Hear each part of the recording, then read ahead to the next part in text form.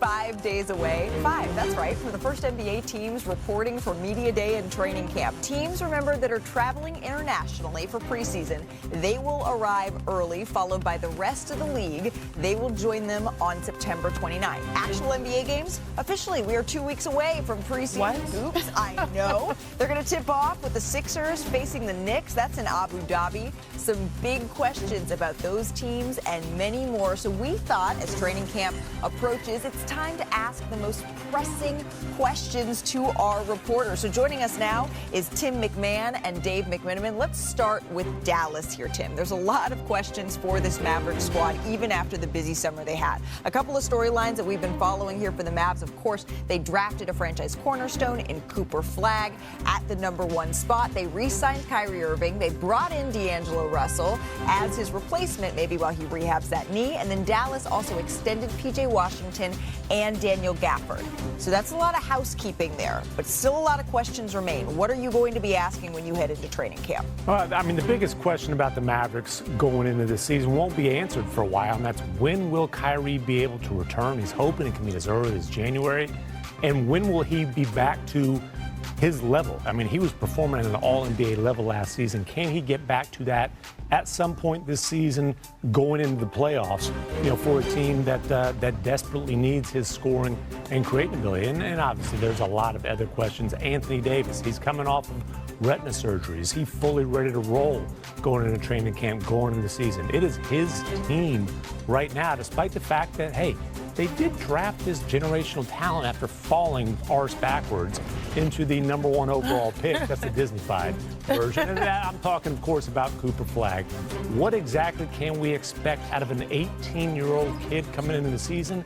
And what position will he be playing? He played a lot of point guard in Summer League. Jason Kidd has a history. He put the ball in Giannis's hands when Giannis was a young player and said, spread your wings. Can he do that? Will he do that with Cooper Flagg playing on a team surrounded by veteran future Hall of Famers that has aspirations to be a playoff team that can do some damage this season? Yeah, when I spoke to Jason Kidd at Summer League in Las Vegas, he said, I plan to put the ball in Cooper Flagg's hands a whole lot. This is a team that has expectations, Shanae. Knowing that you're trusting a rookie with those ball-handling duties, how far do you think this team can go with all those questions hanging over them? I think they can stay in the mix. Yep. The West is getting better, and I do believe that Kyrie Irving, maybe getting him back towards the end of the season, buying him time. He's a veteran, so he'll know how to handle that process the best. I think making sure that Cooper has some initiating ball-handling duties, but also making sure that D'Lo is the one probably more often than not. Right. And that's the questions that Tim is going to be asking heading into this training camp, which brings us to the Los Angeles Lakers, because the highlight of the Lakers offseason was probably agreeing to a 3-year max extension with Luka. It'll keep him with Los Angeles until at least the 2028-29 season. And then LeBron, this was very interesting. He picked up his $52.6 million player option. He now can become an unrestricted free agent next year. And then the Lakers, they signed DeAndre Ayton, Marcus Smart, and Jake LaRavia. So, Dave, the Lakers come into every season with only one goal, and that is to win a championship. But what is the biggest question to you that you're going to be asking when you go into training camp? Malika, so long as LeBron James is in the NBA, I'm going to start my attention wondering what time he has left. And so let's start with the temperature take of LeBron. Obviously, when he opted into his last year with the Lakers, Rich Paul issued a statement to Shams Charania, which opened up the door for speculation as to how much longer this partnership between LeBron and the Lakers would last. I need to find out how things are going between him and the team, and we're going to find that out shortly. Also, I want to know, it's been a minute since guys like DeAndre Ayton and Marcus Smart were in winning situations in Phoenix and Boston. How much do they have left in the tank to bring towards the table for the day in, day out challenge that the Lakers have with the target on the back wherever they go around the league? And then Luka, we saw his commitment to his body, his transformed physique pay off in Eurobasket, having a historic run through that, almost averaging 35 points per game, the most a guy scored in Eurobasket since the 1980s. Can that translate as well to the NBA? And perhaps could this be the time he breaks through and wins his first league MVP? Well, the Los Angeles Lakers, they were one of those top seeds in the Western Conference last year, but the Houston Rockets, they were the 2 seed that maybe had a little bit of a disappointing start to their playoffs last year. This year, the expectations are even higher. player, right? The biggest move for the Rockets was trading for Kevin Durant, a top 10 scorer in NBA history, boosting an offense that was missing that go-to scorer, and that was really highlighted in that first-round matchup with the Golden State Warriors. They also extended Jabari Smith Jr., Fred VanVleet, Steven Adams, and they signed Finney Smith. That was a big loss for LA, and then also Clint Capella here. So Kevin Durant will certainly have an impact on this roster's team. But Tim, the most pressing questions, because you were covering all things Texas for us, for the Rockets, is going to be what? Sinead's listening carefully. I think what is the commitment to Kevin Durant moving forward? As of right now, he has not signed a contract extension with the Rockets. I'm not saying that won't happen by media day. Maybe we'll get our answer before media day and there's an extension in place and okay, KD's going to be part of this for the next few years. But as of right now, Kevin Durant is going into the final year of his contract. He's eligible for a 2-year, $122 million extension. I do not anticipate that the number will be a max number. Can they find a middle ground? Those are the biggest questions. As far as his fit, his role, there was a glaring void for a go-to guy on that Rockets team. They overachieved in the regular season. That hole in their roster was exposed in the playoffs. Yep. Kevin Durant fills that hole. Kevin Durant is going to address that. I want to get to one more team before I get your overarching thoughts here on the Western Conference, because Dave, in the playoffs, you were covering the Timberwolves, so I wanted to check in there. The Wolves, they kept their front court intact. They did re-sign Julius Randle, Naz Reid to 9-figure deals here, and then they also added to their front court by taking Yohan Berenger, 17th overall in the draft. Is that for my? It's a fun name, Yohan Berenger. I like that. But they didn't change much, right? Minnesota didn't change much, but their goals, they remain the same, and they are lofty to be able to overtake the Oklahoma City Thunder. What is the number one challenge for them this season as you are looking towards this roster, Dave?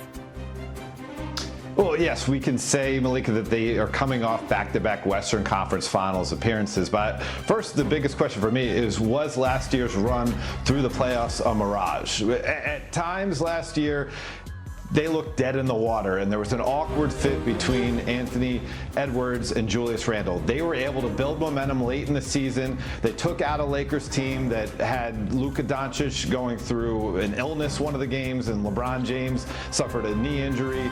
And then they took out a Warriors team that basically didn't have Steph Curry for the entire series. Are they really that close to a Western Conference finalist, or was what we saw a bit of circumstantial type of run for them last year? And then beyond that, they lost Nickeil Alexander-Walker to Atlanta.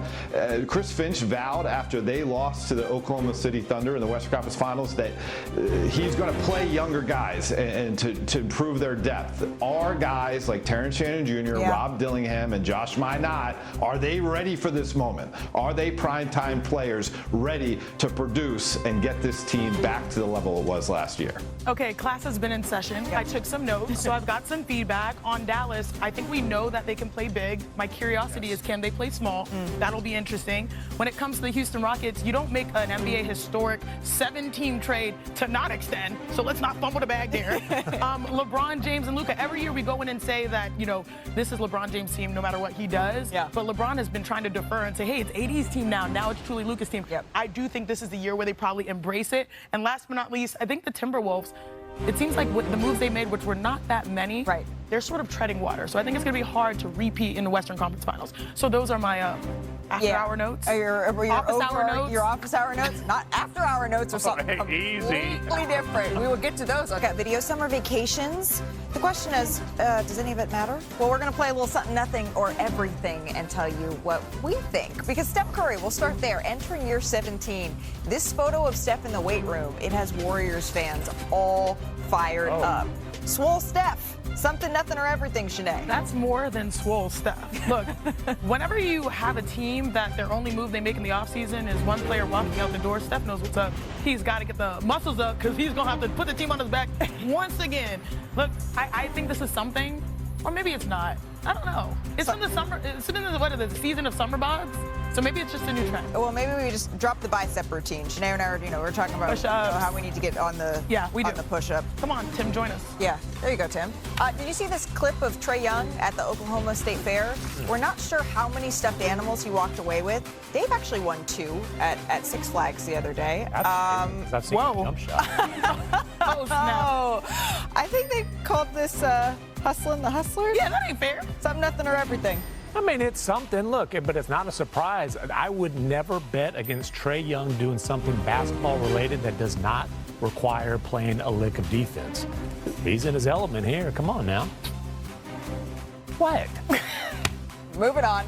SNY's Ian Begley reports that the Knicks, they're discussing whether or not to retire Carmelo Anthony's jersey, but the decision will, quote, ultimately be made by owner James Dolan. So, Dave, would Melo, go Cuse, getting his number 7 retired in Madison Square Garden? Would that be something, nothing, or everything?